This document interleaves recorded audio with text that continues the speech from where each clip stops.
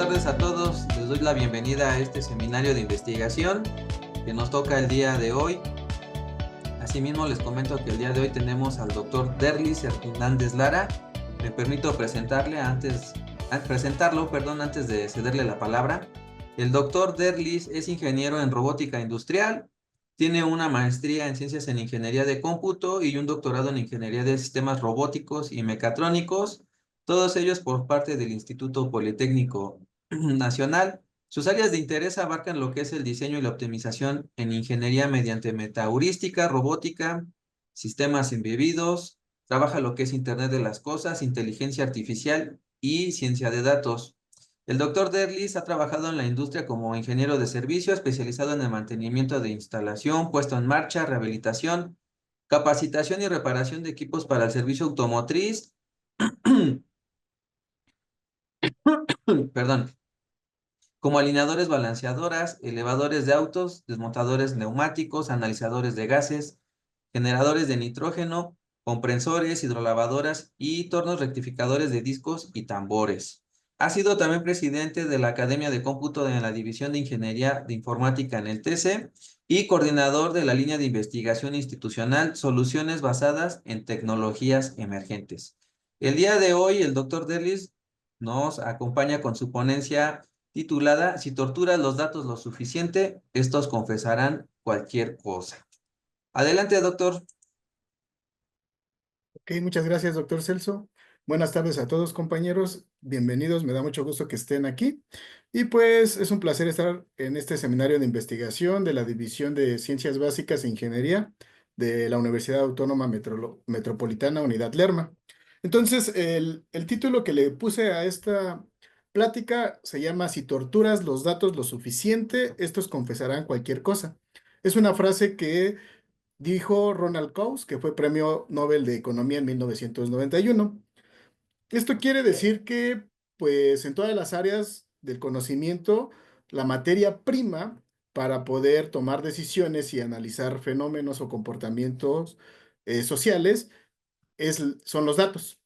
Entonces, pues, una de las áreas en computación que se encarga del análisis de datos es el machine learning o el aprendizaje automático.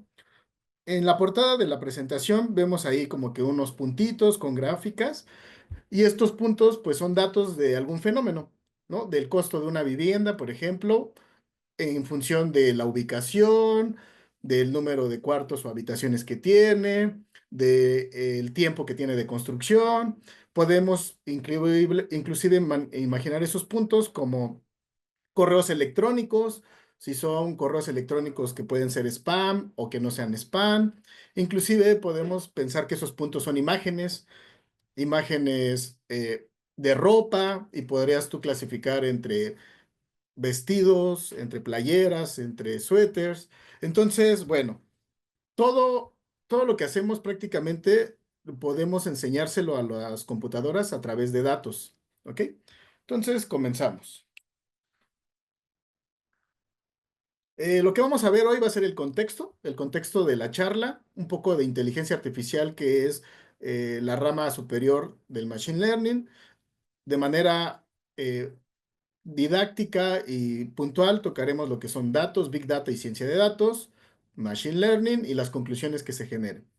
Igual, si observan ahí una imagen, hay como que varios datos revueltos y después como que se estructuran o se organizan y una vez que ya están organizados, ya se pueden tomar decisiones informadas. Entonces, eso es lo que hace en general la inteligencia artificial con los datos. Agarra datos desordenados de cualquier fenómeno, los trata de organizar o clasificar y a partir de esa organización o clasificación te da información para que tú puedas tomar decisiones de algún proceso como tal. Eh, ¿Alguna vez ustedes han imaginado cómo es que su GPS, cuando están yendo de un punto A a un punto B, ponen su GPS en su celular, a lo mejor en un carro, y les dice que tal vez más adelante hay tráfico parado? Es decir, cómo pueden darse cuenta que más adelante hay tráfico y te da una recomendación de otra ruta. O bien, cuando tú estás texteando en una conversación o en un chat, cómo te da sugerencias de palabras que piensa el sistema que tú vas a escribir o te autocompleta el texto. Entonces, ¿Alguna vez alguien de ustedes se ha imaginado cómo es que funcionan estos sistemas? Pues estos sistemas funcionan basados precisamente en experiencia previa, en datos. Para que el GPS te dé recomendaciones y te diga, oye, sabes que hay tráfico adelante, mejor toma otra ruta, se está alimentando de datos en tiempo real sobre ubicaciones de vehículos que están circulando por esa avenida y a partir de ello, con un algoritmo, te da una ruta alternativa. Lo interesante aquí es que no están programadas todas las posibilidades, que eso sería la programación clásica, que tú supieras todas las rutas posibles de un punto A a un punto B y que dependiendo del caso en el que te encuentres, tomaras una u otra ruta, porque eso sería imposible de sostener. Imagínense un sistema en el cual tú pudieses programar todas las posibilidades, sería casi imposible porque siempre se te va a escapar alguna posibilidad o porque requerirías mucha memoria para poder programar todas las posibilidades. Entonces, la inteligencia artificial o los datos nos ayudan a optimizar el comportamiento de un sistema basándonos en experiencia previa. Es decir, no se programan todas las reglas, sino que podemos ver cómo han sido los comportamientos previos y a partir de ello determinar una nueva ruta con pocos datos o con algunos datos actuales. Cuando tú vas a autocompletar una conversación en un chat, también pasa lo mismo. El sistema de alguna forma aprendió cuál es la forma en la que te expresas, cómo escribes y cuál sería la siguiente palabra en el texto que estás escribiendo. Y esto es probabilidad. ¿Por qué? Porque podría caber muchas palabras en un mensaje, ¿no? Podría caber, ya, por ejemplo, ahí puse una conversación muy coloquial donde dice, bueno, te espero, ya estás peinado, pa, y le subrayo ahí atrás, ¿no? Es una conversación coloquial, pero el sistema aprendió que por tu forma de escribir, esa sería la siguiente palabra que posiblemente quisieras escribir. Pero igual, no están programadas todas las reglas, porque imagínense programar todos los diálogos y determinar cuál sería la siguiente palabra, sería imposible, no sería sostenible. Entonces, los algoritmos buscan una ruta de manera inteligente para tratar de predecir a través de probabilidad cuál es el siguiente movimiento.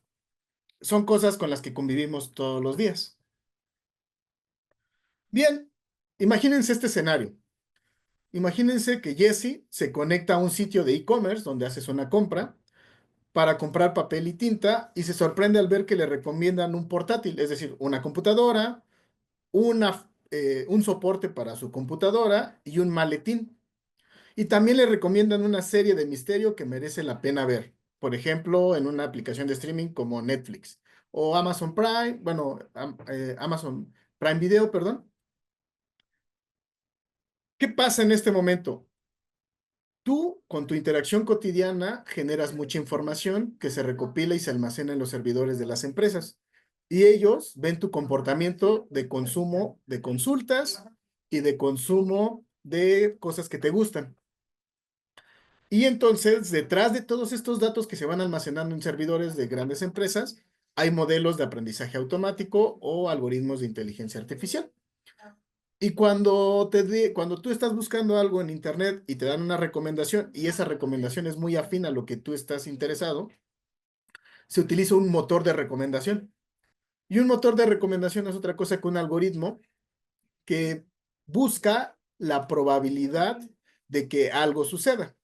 Si yo estaba viendo, por ejemplo, papel y tinta y me están recomendando una computadora cuando ya nada más estaba pensando en los insumos de mi impresora, quiere decir que posiblemente tus hábitos de consulta últimamente fueron de tecnología y de una computadora y no nada más te van a vender lo que quieres, sino que algo que puede ser de utilidad para maximizar la venta. En este caso, aparte de la computadora, un maletín, un soporte, más el papel y tinta y posiblemente todo te interese. Pero no surge de la nada ni por arte de magia, sino este motor de recomendaciones trabaja con datos recopilados de tus consultas previas en la web. Y pues este motor de recomendaciones analiza tus datos de comportamiento, básicamente tu historial de navegación y las compras anteriores en un sitio web. Y actualmente pues estamos llenos de este tipo de sistemas que parecen a veces sorprendentes, pero no es otra cosa que un algoritmo que trabaja con tus propios datos de tu propio comportamiento. Ok, entonces, pues detrás de todas estas recomendaciones y de todas esas actividades como la ruta más corta en el GPS, como autocompletar una palabra en una conversación de chat, como recomendaciones de productos que posiblemente te interese comprar cuando tú estás buscando algo en una plataforma de e-commerce, está la inteligencia artificial. ¿Ok? Eh, Hablamos de este término actualmente, se ha popularizado bastante, pero en general pocos profundizan en su conocimiento. Es decir, estamos rodeados de sistemas de inteligencia artificial que trabajan con nosotros, con nuestra información que generamos todos los días, pero no comprendemos a priori cómo funciona. Entonces, pues vamos a definirla, ¿no? Uno de los padres de la inteligencia artificial fue John McCarthy. Él es un informático que pues trabajó en la Universidad de Stanford y por ahí de 1956 en una conferencia, en un congreso, por primera vez puso el concepto de inteligencia artificial como tal. Ya se venían trabajando herramientas que son de inteligencia artificial, pero no se les había bautizado con un nombre que englobara todas estas técnicas. Y él la propuso. Y bueno, básicamente dice que la inteligencia artificial es la ciencia e ingeniería que estudia y realiza programas de computadora para resolver problemas. Entonces, cuando hablamos de inteligencia artificial, estamos hablando de programación, de programas para computadora que sirven para resolver tareas.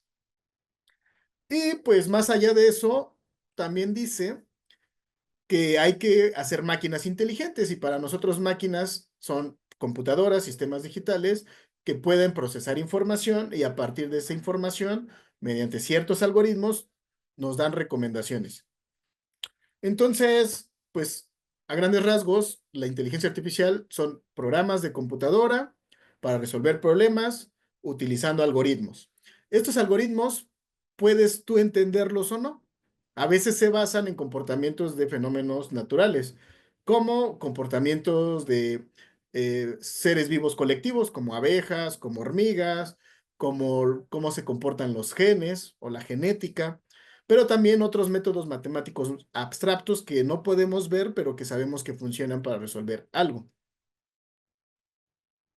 Bien, después podemos ver que se puede clasificar la inteligencia artificial en varias ramas. Actualmente hay tres tipos de inteligencia que podemos distinguir adecuadamente. Una sería la específica o la estrecha, que es la que trabajamos por ahí del 2010-2015. La extendida, que es la que trabajamos actualmente. Y una que parece futurista y que tal vez eh, parezca lejana, pero sí va a llegar en algún momento, que sería la inteligencia artificial fuerte o general. Bueno, la específica o la estrecha es la inteligencia artificial que se desarrolla para resolver una tarea en particular. Tú programas un sistema para que resuelva este problema. Y tal vez ese sistema se pueda alimentar con datos, pero nada más sirve para ese problema. Un ejemplo es un chatbot especializado para atenderte. Tú tienes un problema de servicio de telecomunicaciones con Telmex, no tienes internet, no tienes teléfono, te conectas a su aplicación y a través de su agente virtual, que sería un chatbot, haces eh, tu recomendación de que por favor arreglen el servicio, ¿no? Haces tu consulta. Y nada más sirve ese chatbot para esa tarea en particular. Entonces, esa sería la inteligencia estrecha. La inteligencia artificial extendida es aquella en donde colabora o te sirve de herramienta a los humanos para tomar decisiones.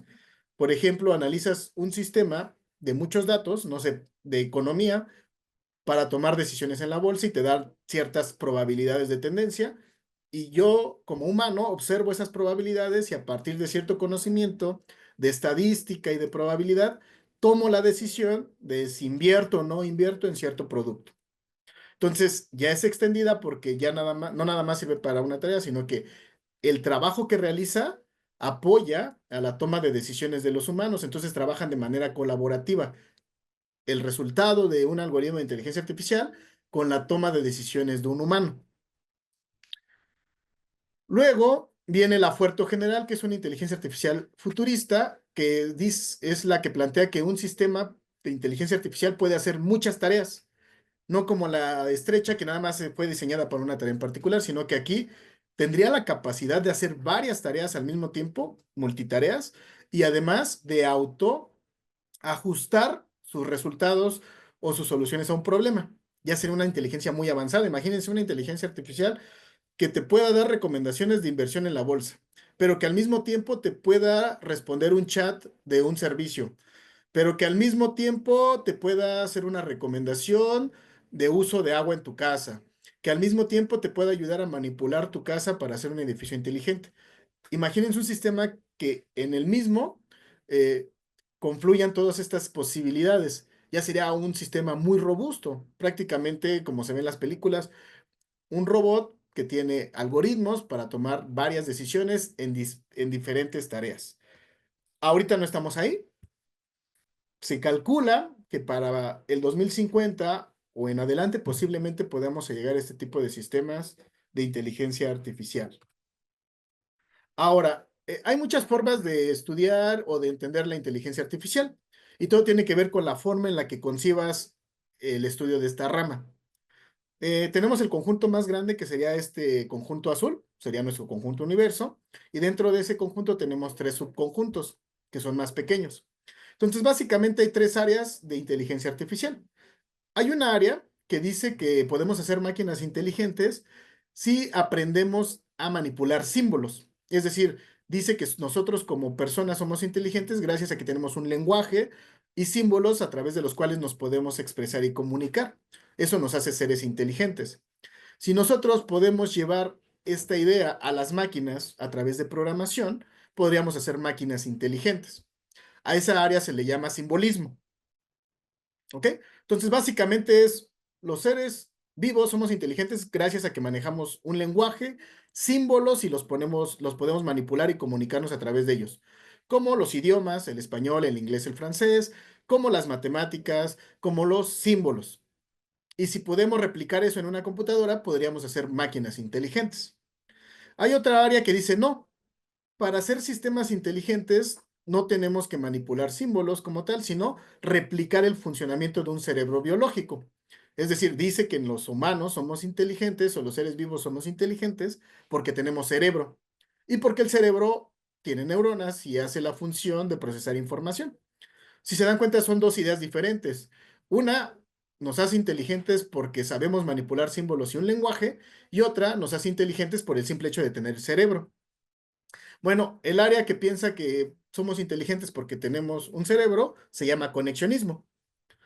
Y ahí es donde entra el área más popular actualmente, que sería el machine learning o el aprendizaje máquina, en donde se trata de replicar el funcionamiento del cerebro a través de algoritmos. El simbolismo también se sigue utilizando en menor medida, pero sigue funcionando, que es sistemas basados en reglas o sistemas expertos, que sería como cuando comenzamos la conversación con la ruta del GPS. Tratar de programar todas las posibilidades de un sistema y dependiendo del caso en el que te encuentres, tomar la acción requerida. Pero eso tiene sus contras, porque nunca vas a poder programar todas las consideraciones de un sistema. Sería muy exhaustivo a la memoria requerida y sería muy compleja su programación. Pero bueno, estas son las dos áreas. Y hay una tercera área que dice, ¿sabes qué? No podemos hacer máquinas 100% inteligentes, nada más usando simbolismo o nada más usando conexionismo. Entonces, lo ideal es hacer un híbrido, es decir, usar algunos algoritmos de simbolismo y usar algunos algoritmos de conexionismo y tal vez fusionando ambas ramas de pensamiento podamos crear sistemas más robustos. Entonces, si se dan cuenta, el universo de la inteligencia artificial es muy amplio, demasiado amplio, de hecho. Tú decidirás cuál te gusta para estudiar o cuál es mejor para ti, si es que te interesa esta área, ¿no? En general, la más de moda es el conexionismo. Ahora hay dos cosas básicas. En el conexionismo se usan algoritmos que deben ser entrenados. Es decir, los debes de entrenar, les debes de enseñar cómo se debe comportar un problema en particular. En el simbolismo no entrenas nada, no le enseñas nada, porque se supone que tú le programas todas las reglas. Como el más popular es el conexionismo, donde está el machine learning o el aprendizaje máquina, pues si vamos a entrenar los algoritmos, la materia prima para entrenar algoritmos son los datos. Y entre más datos tengamos sobre un problema en particular, más precisos serán nuestros algoritmos. ¿Ok? Bien. Entonces, como es muy importante los datos, pues vamos a hablar un poquito de los datos, ¿no? Hablando del conexionismo específicamente, que es un área de la inteligencia artificial, pues los datos son la materia prima, es el insumo esencial para que estos algoritmos aprendan el comportamiento de un problema en particular. Pero el problema es que los datos los encontramos en el mundo de muchas formas, desde sensores que pueden captar fenómenos naturales a su alrededor y esas magnitudes medirlas y almacenarlas en una base de datos, hasta datos de formularios de Google Forms, de encuestas, de fenómenos, por ejemplo, físicos, químicos, de cosas sociales, de comportamientos sociales. Entonces los datos, ahora estamos en la época donde son masivos, donde generamos datos a cada instante. Desde una casa podemos adquirir datos de si hay alguien en la casa, de si se está consumiendo energía eléctrica, de cuántos focos tienes prendidos, si tienes una cámara de un sistema de CCTV grabando video fuera de tu casa, desde los datos de un carro, tienes de niveles de gasolina, sensores de presión, cómo está el sistema de frenos de ABS, un carro autónomo que tiene que mapear su entorno para tomar decisiones y evitar colisionar con otro carro, desde datos de GPS para ver cómo está el tráfico, desde datos de correos electrónicos para poder distinguir entre spam y no spam, desde muchos datos. Entonces, pues los datos son la materia prima de los algoritmos del conexionismo, de estos algoritmos que hay que entrenar. Entonces, los datos los encontramos en el mundo de muchas formas, de manera organizada y de manera desorganizada.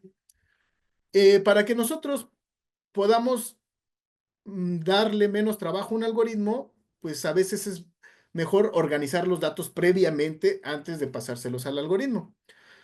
Y la forma más fácil que hemos encontrado de organizar los datos es a través de arreglos que son tablas o matrices, donde organizamos los datos por filas y columnas, donde una fila es un registro y donde una columna es una característica de alguna información en particular y podemos manipularlos. Y bueno, les damos nombres a esta forma de organizar los datos. Es muy importante que de la masa de datos que tengamos podamos organizarlos si es que el algoritmo lo requiere, pero resulta que ya hay algoritmos que pueden trabajar con datos no organizados y es donde entra el potencial de la inteligencia artificial, que sus algoritmos pueden trabajar con datos desorganizados, porque cuando organizamos datos podemos usar computación tradicional y pues sabemos acceder a un registro a través de su coordenada en fila y columna y podemos ese registro manipularlo y hacer cualquier cosa. Pero imagínense cuando son datos masivos, cuando generamos millones y billones de datos a cada instante en el mundo, es difícil que estos datos se encuentren organizados. Y si podemos tener algoritmos que sean capaces de trabajar con datos no organizados, entonces estaremos dando un paso adelante en la tecnología para poder tomar decisiones basadas en datos. ¿Ok? Entonces, pues algo que les debe quedar claro es que con algoritmos de Machine Learning podemos trabajar con datos no organizados y también con datos organizados. ¿Cuál será la diferencia? Que el algoritmo tendrá menos trabajo si los datos están organizados. Y tal vez tendrá que trabajar más, pero aún así podrá llegar a buenos resultados si los datos están desorganizados. ¿Ok? Y como estamos hablando de cantidad masiva de datos, pues esto lleva consigo otro concepto muy vigente actualmente que es el Big Data. Big Data es manipulación y adquisición de datos masivos. Actualmente, pues el Big Data ha ido evolucionando. La primera vez el Big Data tenía 5 Vs. Las 5 Vs hablaban de las características de estos datos para considerarlo Big Data, ¿no? La primera V era el volumen. Si era un volumen muy grande de datos, podríamos hablar de Big Data. La velocidad, la velocidad no a la que se procesan, sino a la que se generan los datos. Es decir, cada instante se están generando y generando y generando datos y por eso se hace un gran volumen de datos. La variedad, que puede haber datos de todo tipo.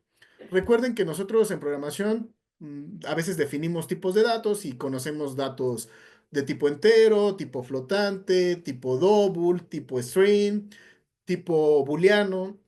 Bueno, la variedad es que puede haber datos de todo tipo. De hecho, una de las características de las bases de datos masivas es que son bases de datos mixtas que tienen datos de todo tipo. No nada más son datos enteros, no nada más son strings, no nada más son booleanos. Puedes tener una base de datos donde tengas edades y las edades sean enteros, donde tengas cantidades de pagos y las cantidades de pagos sean flotantes, donde tengas los nombres de las personas y esos son de tipo string, donde tengas que si es fumador o no es fumador y ese es un sí o no, un booleano. Entonces, son datos mixtos, variedad de datos y además puedes combinar cosas, ¿no? Desde su edad, su índice de masa corporal, inclusive estar midiendo su presión o su ritmo cardíaco o el número de pasos que dio en el día.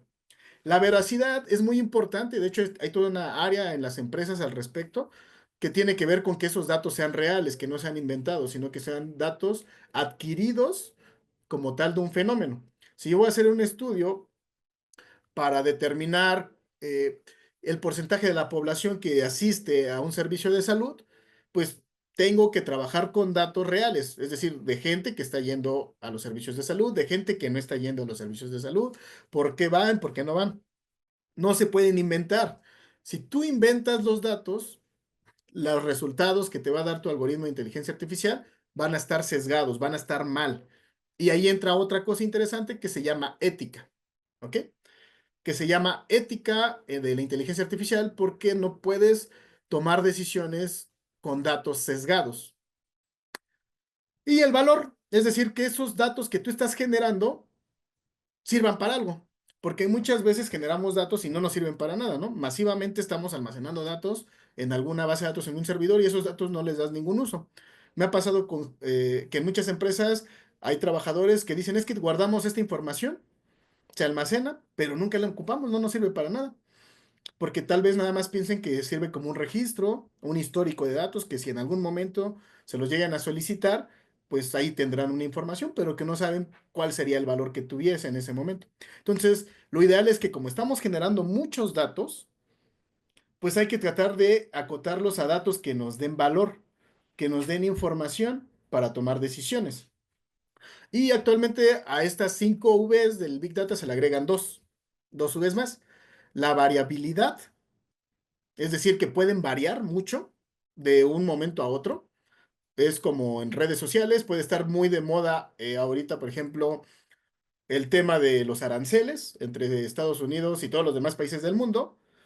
Se generan ciertos datos, pero a lo mejor en 2 meses se olvidan del tema de los aranceles y ya llega otro tema de la guerra en el Medio Oriente y entonces ya son otros datos los que se están almacenando en el discurso público. Por ejemplo, eso es la variabilidad. Y la visualización. Como ya tenemos bastantes datos, un área muy importante actualmente en el Big Data, en general en la ciencia de datos, es cómo muestras esos datos de manera amena, que sea fácil de interpretar y que den un valor a la hora de interpretarlos. Y entonces ahora estas serían las 7 Vs que conforman al Big Data, ¿ok? Y pues esto ya es cuando hablamos de datos masivos. Bien, pero el Big Data, es decir, la gran cantidad de datos que son los insumos para los algoritmos de inteligencia artificial y para tomar decisiones, pues consigo contrae o conlleva otras tecnologías, como poder hacer descripción a partir de esos datos, describirlos, como poder utilizar estos datos para algoritmos de aprendizaje automático de Machine Learning, inteligencia artificial, inteligencia empresarial, tomar decisiones empresariales a partir de datos de clientes y de consumo, analítica de grandes volúmenes de datos como el Big Data y lo que sería la ciencia de datos. Bien, pues ya que estamos en esto, porque todo gira alrededor de los datos, pues la ciencia de datos es muy fácil. Es la ciencia que estudia datos. Así de fácil. Y de hecho se dice que la profesión más sexy del siglo XXI es el científico de datos o la científica de datos. Se considera actualmente la profesión más sexy en el siglo XXI, puesto que tiene varias eh, tomas de decisiones y oportunidades basadas en datos y se ve muy interesante, ¿no? El proceso en general de la ciencia de datos es que tú defines un problema que quieres resolver, consigues bases de datos sobre ese problema en particular y le haces todo un procesamiento a esa base de datos. ¿Por qué? Pues ya dijimos que tiene que tener buena calidad y cosas así. Entonces, procesamiento, limpieza, extracción, tienes que hacerle todo un procesamiento de esos datos. Esos datos tienen que ser del problema, obviamente. Supongamos que tú estás analizando dónde poner un nuevo CEDIS para Amazon, ¿no? Un nuevo CEDIS en el Valle de México. Ese es tu problema. Quieres saber dónde vas a poner un nuevo CEDIS porque ya sabes que hay necesidad, ya hiciste un estudio exhaustivo y sabes que sí es necesario un CEDIS. Ahora, ¿dónde lo pongo? En Chalco, en Texcoco, en Lerma, en la Ciudad de México, tal vez en Hidalgo. Pues tienes que generar bastantes bases de datos de pedidos, ¿no? De dónde están pidiendo más productos y qué productos son los que piden y de vías de comunicación. ¿Cuáles serían los mejores puntos para rápidamente distribuir un producto? Una vez que ya tienes esos datos, ahora le aplicas un algoritmo de Machine Learning. Ese algoritmo te da un resultado y posiblemente te va a decir dónde se está moviendo más el producto y cuál sería la probabilidad de que en esa ubicación haya más éxito de distribución de productos. Propones un modelo y ya lo pones en producción. Ahora lo tienes que estar alimentando constantemente porque como vieron, los datos tienen variabilidad, van a cambiar. A lo mejor los patrones de consumo en una época del año o en una época de la década fueron unos, pero conforme fue pasando el tiempo, cambiaron, ¿no? Como en la pandemia, que se disparó las compras por e-commerce, pero ahorita ya disminuyeron un poco y entonces se movieron los patrones de consumo. Entonces tienes que ir actualizando el sistema. Esto quiere decir que a lo mejor la ubicación de centros de distribución ya no va a ser estática, es decir, no siempre vas a estar en un lugar fijo. A lo mejor por 5 años te conviene estar en un punto, pero después de esos 5 años te vas a tener que mover tu centro de distribución. ¿Por qué? Porque cambian las características, ¿no? Bueno, así funciona la ciencia de datos. Entonces necesitamos datos para poder tomar decisiones. Y es muy importante la calidad de los datos que se utilizan. Y para eso se hacen estos puntos. Adquirir los datos, hay que limpiarlos y extraerlos, hay que visualizarlos y hay que automatizar el proceso con algún algoritmo de Machine Learning. Bien, entonces hay muchas formas. Esto tiene bastante información al respecto, pero desde que tú almacenas los datos cuando los estás adquiriendo, tú podrías almacenarlos de forma estructurada, es decir, desde que los vas adquiriendo, irlos organizando, como sería en la imagen que vemos del lado izquierdo, ¿no?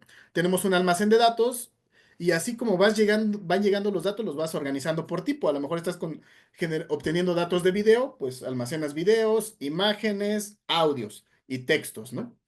Entonces ya los vas organizando.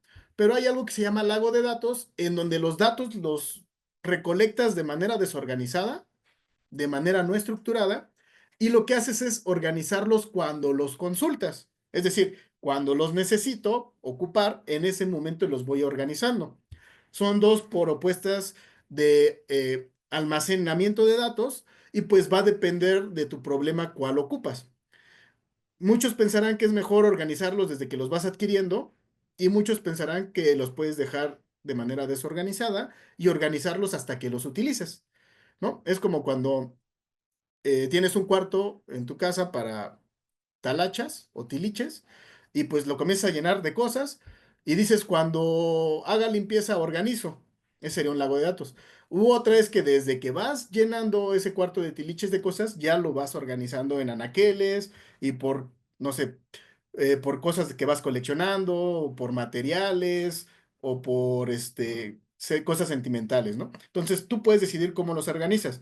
Si echarlo todo de manera revuelta y organizarlo hasta que lo quieras limpiar y ocupar, o desde que vas almacenando la información, la vas organizando.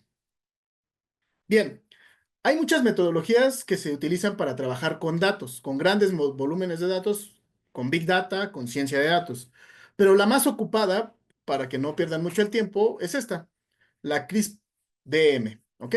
Entonces, esta metodología es exclusiva para trabajar con grandes volúmenes de datos. Entonces, ahí hay un diagrama donde te dice que si tú quieres hacer la implementación de un sistema de ciencia de datos para un negocio, necesitas utilizar CRISP-DM. Tienes que comprender el negocio. Una de las cosas que debe de tener un científico de datos aparte de saber un poco de programación, saber estadística y probabilidad, saber matemáticas, es saber un poco de negocios. Porque si tú le vas a dar recomendaciones a alguien sobre si es buena idea o no invertir en un negocio, poner un centro de distribución en tal punto, poner un producto en el mercado, hacer una campaña de marketing o cualquier cosa que tenga que ver con negocios, pues tienes que comprender el negocio. Si no comprendes el negocio, pues difícilmente podrás dar recomendaciones. Así tengas los datos, pues te tienes que empapar un poco de lo que es el negocio. Entonces, tienes que comprender el negocio. Después, ya que tengas la base de datos sobre el problema que hayas planteado, pues hacerle un procesamiento de esos datos, prepararlos, procesarlos, analizarlos y aplicas un modelo de inteligencia artificial o machine learning para desplegar ya un sistema automatizado que te va a estar dando información sobre lo que tú estás pretendiendo hacer en el negocio y que se va a estar además actualizando, es dinámico.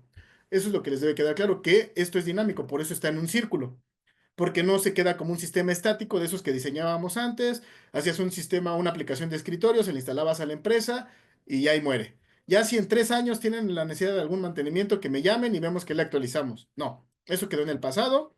Tu sistema se va a estar actualizando con nuevos datos que se van generando y a partir de esos nuevos datos se va a tener que ir ajustando.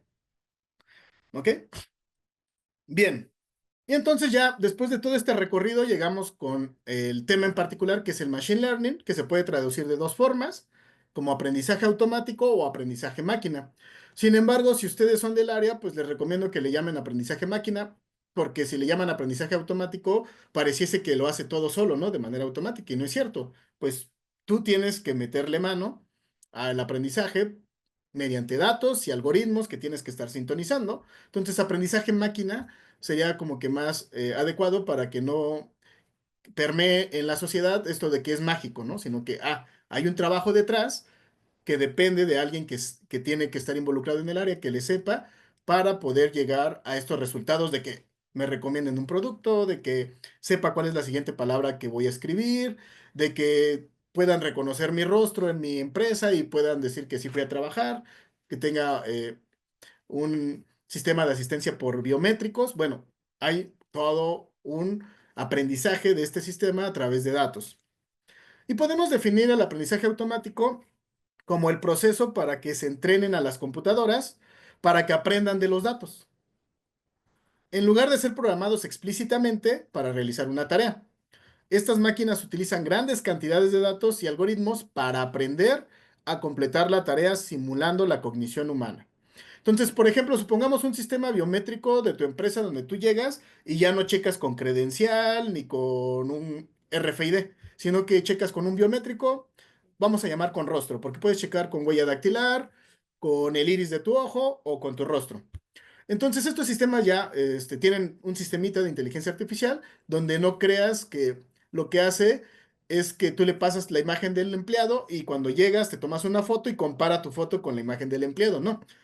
Así no funciona porque eso sería un sistema tradicional. Lo que hace es que te tomas como 3 o 4 fotos y lo que encuentra es los patrones de tu rostro. Cuando tú llegas, te toma la foto e identifica esos patrones nada más y sabe que eres tú. Y si otra persona llega, ve su rostro y identifica sus patrones.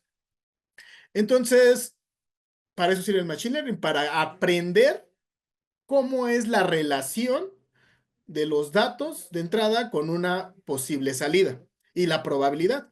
De hecho, los sistemas no te dicen que eres tú, ¿no? Yo me llamo Derlis, llego y dice que soy Derlis, no dice, hay un 80% de probabilidad de que esa imagen sea de Derlis. Obviamente 80% es un valor adecuado, considerable y es más que el 50, entonces pues hay una alta probabilidad de que sí sea yo y lo doy por hecho, pero no tienes la certeza del 100%.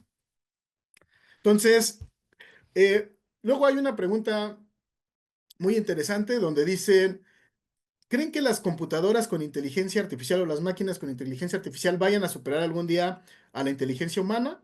Y la respuesta es muy sencilla, no. ¿Por qué? Pues porque los humanos pensamos y las máquinas calculan. Todo esto que es inteligencia artificial no son más que cálculos numéricos donde la máquina y el algoritmo no tiene conciencia de lo que está pasando, solamente tiene un valor numérico a través de algoritmos matemáticos y ese valor numérico te dice la probabilidad de que algo pase.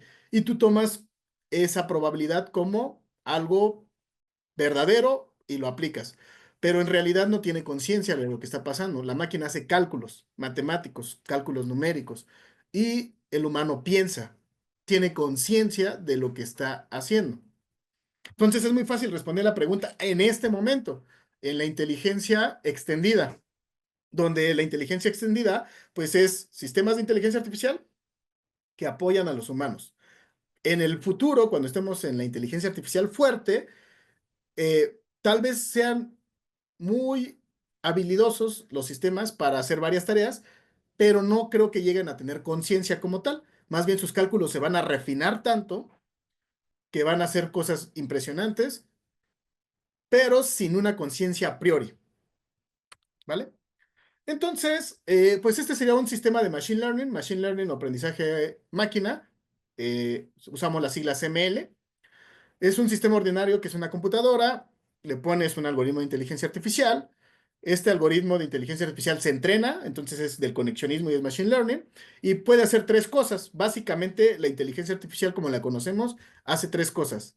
Aprende, entre comillas, sobre un problema, predice, te dice la probabilidad de que esto sea de una u otra manera, y puede hacer proyecciones a futuro. Pero esas proyecciones se basan en datos del pasado. Bien, listo. ¿Qué aplicaciones tiene esto de el machine learning? Y donde usamos datos para entrenar algoritmos para hacer alguna actividad, se pueden aplicar en servicios de streaming. Cuando tú estás viendo Netflix, Prime Video, eh, Disney Plus, siempre te dan recomendaciones de qué película o qué serie posiblemente se adecue a tus gustos. Se utiliza un algoritmo de inteligencia artificial que se entrenó con datos de tu consumo. Predicciones de texto y autocorrecciones cuando estás texteando en el celular y te aparece la siguiente palabra que tú quieres escribir y te evita la molestia de que la escribas. Ahí hay un algoritmo de inteligencia artificial que se alimentó de datos para darte esa recomendación con mucha probabilidad de que sea la que tú vas a utilizar. Para hacer compras en línea, cuando estás comprando y de repente te recomiendan otro producto que puede ir acompañado del producto que tú ya habías elegido, eso quiere decir que atrás hay un algoritmo de inteligencia artificial. Tú estás pensando en hacer alitas y estás en Walmart en línea y vas a comprar alitas y de repente te recomiendan una salsa barbecue y de repente una cerveza y de repente un carbón. Es decir, aunque tú ya sepas que vas a comprar alitas, te recomiendan todo lo que por lo general las personas compran cuando compran este producto. Hay un algoritmo que analizó los datos y los patrones de comportamiento de las personas y por eso te dio estas recomendaciones porque hay una alta probabilidad de que te interesen.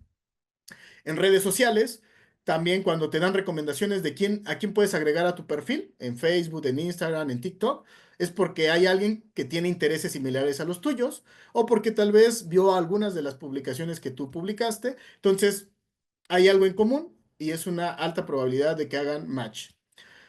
Para asistencia y diagnóstico médico, en la parte de la inteligencia artificial extendida, pues puedes apoyarte de sistemas que te pueden ayudar a tomar, realizar diagnósticos, por ejemplo, diagnosticar cáncer a través de imágenes o de radiografías, pero nada más el algoritmo te va a dar una recomendación de que hay 80% de que esto sea esta patología. Y tú como médico especialista, basado en otros estudios además, complementas la información y puedes dar un diagnóstico. Entonces, a través de imágenes también puedes hacer diagnóstico médico utilizando herramientas de inteligencia artificial.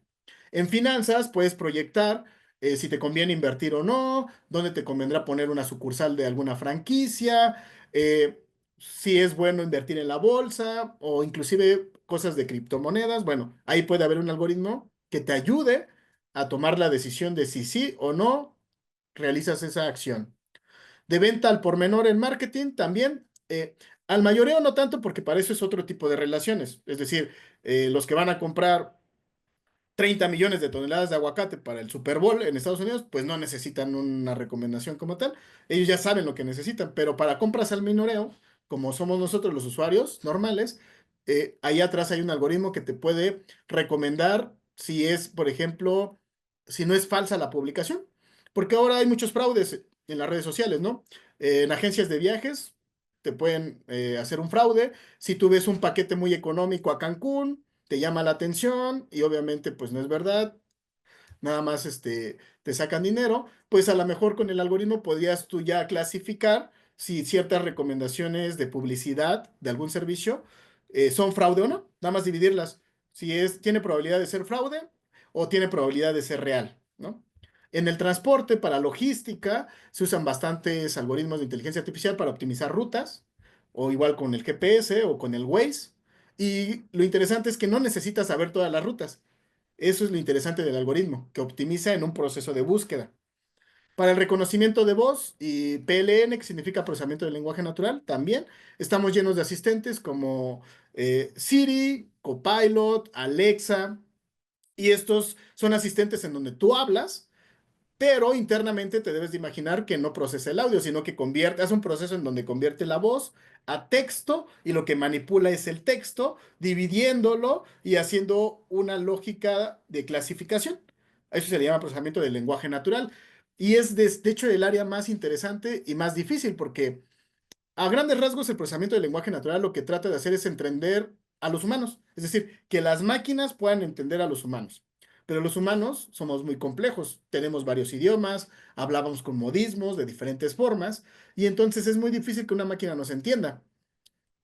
Regresando a la primera diapositiva, donde puse un chat y que le puse ya estás peinado para atrás, una máquina va a ser difícil que entienda eso como tal, porque el contexto es muy coloquial, ¿no? Ya estás peinado para atrás no es una frase que se va a ocupar en todos los idiomas. Entonces, ese es el objetivo del PLN, del procesamiento del lenguaje natural, que las máquinas entiendan a los humanos. Los humanos hablamos, las máquinas captan la voz, pero la transforman a texto y hacen todo un análisis o proceso dividiendo ese texto en cosas, ¿no? En entidades, en intenciones y cosas así. Bien, sirve para detectar fraudes, igual, inclusive en los correos electrónicos, puedes clasificar tu correo en spam y no spam. Reconocimiento de imágenes para detectar en una imagen si hay un árbol, si hay una luz, si hay una persona. Inclusive se está utilizando mucho para mantenimiento predictivo en las industrias, saber si un motor en un proceso de producción está fallando, si un sistema automatizado también, si un robot ya necesita algún mantenimiento, basándose en datos, porque tú tienes los datos de cuando está funcionando bien el equipo, pero podías trabajar con lo contrario, con el complemento. Los datos de cuando llega a haber una falla te pueden ayudar a saber que algo está fuera de lo normal y entonces ahí puedes tú detectar alguna falla en un equipo o en una máquina. Bien, hay ventajas y desventajas como en todo. Las ventajas es que es mayor eficiencia, es totalmente automatizado y puedes manejar varios tipos de datos. Pero hay limitaciones. La limitación es que hay que adquirir los datos. Es decir, si usas Machine Learning, dependes de los datos, hay que adquirirlos. Y la otra es la calidad de los datos, porque puede haber datos incompletos, datos inventados, y hay un departamento que se va a encargar de que esos datos que vas a utilizar tú para tu algoritmo sean correctos. El tiempo que puede tardarse en generar bases de datos de un problema en particular, y hay alta susceptibilidad al error, porque si la adquisición de datos estuvo sesgada, pues el resultado va a estar sesgado, ¿no? Por ejemplo, imagínense en un sistema que sirva para reclutar personas en una empresa que esté diseñado con un sistema de inteligencia artificial y haya promociones en tu trabajo, haya promociones en el trabajo y todas las promociones hayan sido para gente que tiene un título profesional, es decir, que estudió una carrera, se tituló y tiene un título. Y entonces el de recursos humanos mete los datos de los candidatos y siempre el sistema le da la promoción al trabajador que tiene un título. Pero resulta que en las empresas también hay gente que es muy buena, que tiene mucha experiencia, pero no tiene el título porque por alguna razón no estudió la universidad o quedó trunco. Ahí hay un sesgo, hay un error porque siempre, jamás le van a dar una promoción a esa persona si estás utilizando el sistema, que no está considerando muchas otras variables.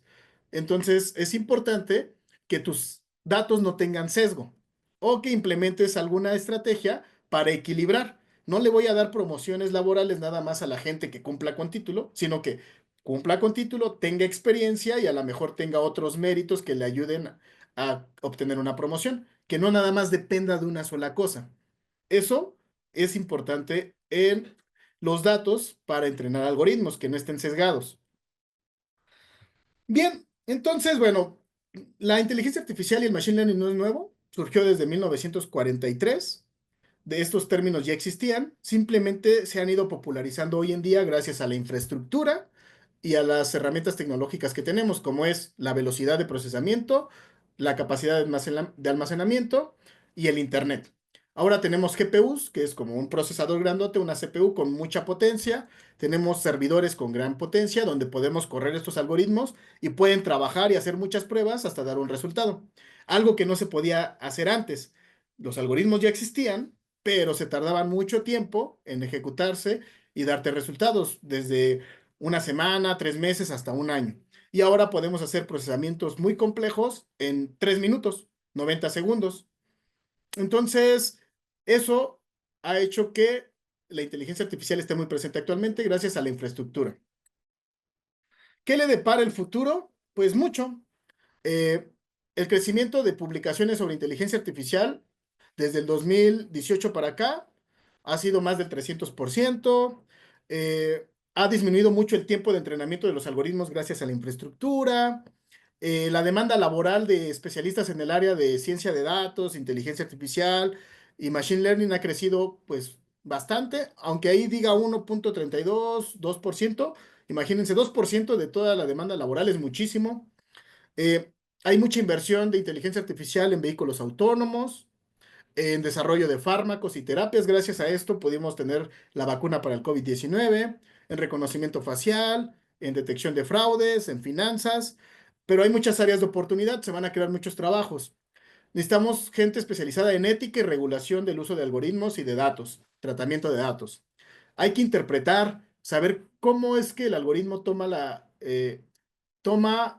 el procesamiento para darnos una recomendación y si es sostenible, porque al estar alimentando sistemas con muchos datos se gasta más energía eléctrica. Imagínense todos los servidores almacenando datos, algoritmos procesando esos datos para encontrar patrones de comportamiento o relaciones entre los datos, como cuando se diseñó ChatGPT y después salió DeepSeek, que es el de los chinos, y ChatGPT de OpenAI de los gringos, ¿no? De Estados Unidos. Los dos hacen lo mismo, nada más que gasta más energía eléctrica ChatGPT porque consume muchos datos y pues están los servidores todo el tiempo encendidos, hay que enfriarlos. Y DeepSeek hace lo mismo, pero gasta menos energía porque con menos datos puede lograr los mismos resultados, optimizando los algoritmos. Entonces, esas son áreas de oportunidad donde todavía podemos mejorar bastante. Y bueno, ya para ir cerrando, pues nada más que quede claro cómo es la programación tradicional y la programación del aprendizaje máquina. En la programación tradicional, tú tienes reglas y datos y le programas a la computadora, pues las reglas con esos datos y te va a dar un resultado. Mientras que en el aprendizaje máquina no tienes reglas y datos, tienes datos y la respuesta a la salida. Y lo que hace el algoritmo es encontrar la regla, es decir, no te sabes la regla. Y ese es el potencial de la inteligencia artificial y del machine learning, que sin saber a priori las reglas o un modelo matemático de un problema, puedes encontrar soluciones. Y básicamente existen tres formas de entrenar estos algoritmos. Una que se llama aprendizaje supervisado, aprendizaje no supervisado y por reforzamiento. En el supervisado tienes datos y etiquetas, es decir, tienes datos y sabes cuál es la respuesta y encuentras la relación entre cómo se relaciona la entrada con la salida. En el no supervisado, nada más tienes una de las dos. O tienes solamente un dato o los datos y las etiquetas, pero no ambos. Entonces, con el algoritmo lo que haces es completar lo que te falte. Si tengo datos, pues esos datos busco alguna etiqueta, cómo llamarlo. Y en el aprendizaje por reforzamiento no tengo nada, ni datos ni etiquetas, y son algoritmos que trabajan con fuerza bruta, es decir, que comienzan a buscar sin alguna regla en particular y encuentran algo de la nada, ¿vale? Entonces, pues recuerden que lo más interesante y más complicado que todavía tenemos es el procesamiento del lenguaje natural, porque es el área con la cual las máquinas tratan de entender a los humanos. Y puedes aplicar esta misma teoría del procesamiento del lenguaje natural en varias otras áreas. Ok, bien. Aquí les dejo dos recomendaciones para que ustedes puedan hacer algún modelo sin tener muchos conocimientos. Por eso nada más les dejo las recomendaciones. Es decir, si tú te metes a esta página que se llama Teachable Machine, Tú puedes entrenar un algoritmo para que aprenda a reconocer imágenes, o un algoritmo para que aprenda a reconocer audio, o un algoritmo para que aprenda a reconocer texto. Necesitas datos, ¿no? Porque ya les dije que la materia prima son los datos, entonces abajo hay otro link que se llama Kaggle o Kaggle, y este es un repositorio de bases de datos. Ahí tú puedes descargar bases de datos de lo que quieras, de ropa, de animales, de frutas. Entonces descargas la base de datos, vas al Teachable Machine, le pasas esos datos, entrenas el modelo y vas a ver que después, cuando tú le pases un dato desconocido, lo va a reconocer, ¿no? Entonces, son herramientas en línea que puedes utilizar y que no necesitas mucho conocimiento técnico, pero sí general, que vas a necesitar datos para entrenar un modelo y te va a dar un resultado. Ok, les dejo este link para que ustedes puedan hacer una actividad sobre lo que vimos ahorita. Nada más son contestar unas cositas. Nada más escaneando ese código QR pueden ir a la actividad. Y pues son preguntas muy sencillas sobre lo que acabamos de platicar, que es ciencia de datos, machine learning, inteligencia artificial. ¿Vale?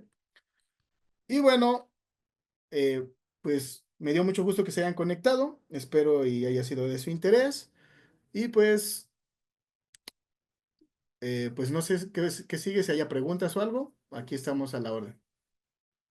Sí, pasaríamos a la parte de las preguntas. Muchas gracias por la presentación, estimado doctor Derlis. Un favor, si nos pudieras compartir aquí en el chat los links que nos mostrabas hace rato. Claro. Mientras, pues le cedemos la palabra a los alumnos. Si alguien gusta participar, puede activar su micrófono, tienen los permisos. Entonces, pues este espacio sería ahorita para alguna duda o comentario que quisieran hacer con el doctor. A ver, por aquí escribieron algo. Pueden usar su micrófono sin problema, ¿eh? Dice Victoria, ¿cómo podemos, como desarrolladores de inteligencia artificial, cultivar una mentalidad de abogado del diablo con nuestros propios análisis para evitar caer en la trampa de, perdón, se movió, en la trampa de encontrar solo lo que estamos buscando? Ok. Es muy complicado, o sea, porque depende de muchos factores. Todos somos así como que individuos sociales y tenemos una forma de pensar. Lo más lógico sería estar conscientes de que lo que vas a diseñar debe de ser una herramienta nada más. Es decir, la decisión al final de cuentas la va a tomar el usuario de esta herramienta. Entonces, ahora, si el usuario nada más se basa en la recomendación que tú le estás dando, o bueno, que tu algoritmo te está dando, pues va a ser muy complicado porque al final de cuentas también tienes cierto criterio, ¿no? Entonces, pues tendríamos, ahí sí tienes que ver con la parte de regulación de ética de la inteligencia artificial y se tiene que apoyar mucho con el departamento de calidad de los datos. Es decir, que los datos que estás utilizando para tu sistema, antes de que tú entrenes el algoritmo, porque a lo mejor tú nada más te dedicas a entrenar el modelo, pero dependes de una base de datos que alguien te está proporcionando.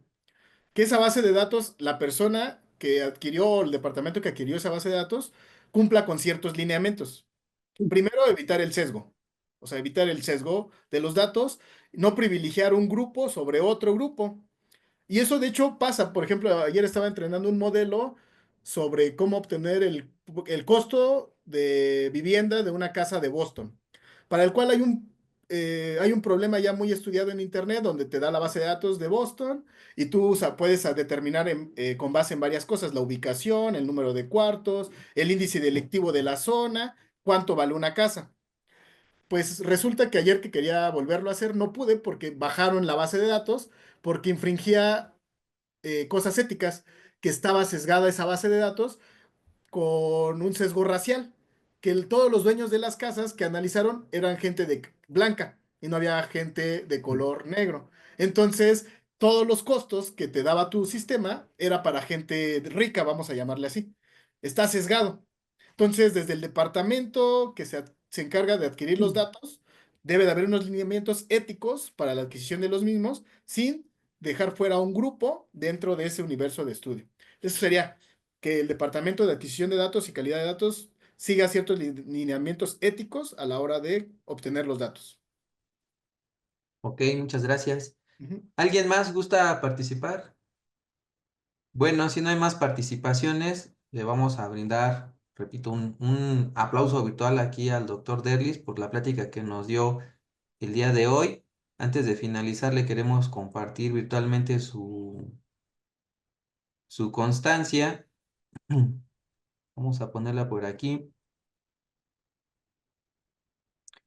Y bueno, Vamos a... para no quitar más el tiempo, de nueva cuenta le extendemos un agradecimiento, felicitaciones por la presentación del día de hoy y esperamos verlo pronto por aquí con alguna otra nueva plática.